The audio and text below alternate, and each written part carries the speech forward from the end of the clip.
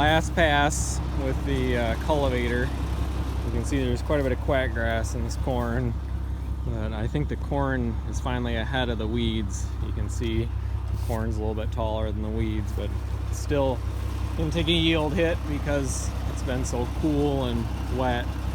Finally, so this field has been cultivated once before. It's been drug and it's been rotary hoed, I guess in the opposite order. First it was drug, then rotary hoed, then cultivated once, and then this is the second cultivation pass. So it's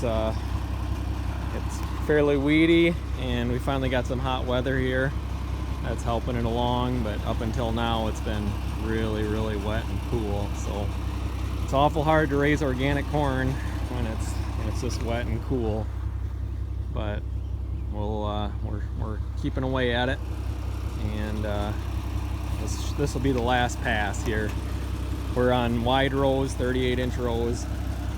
That's not helping things. We're hoping to go to 30-inch rows next year. That way it canopies a little bit quicker. But normally we're corn. This is just about, I would say about knee high by the end of June. But I would say normally this corn should be shoulder high.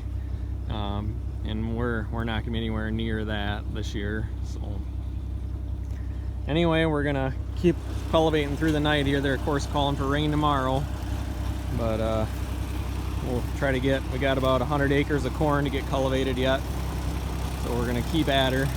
But we got, hopefully nothing breaks, and I just put the last fuel from our tank in the tractor. So of course it's Saturday, so we're not gonna be able to get fuel till Monday now, but hopefully we can get through tonight anyway.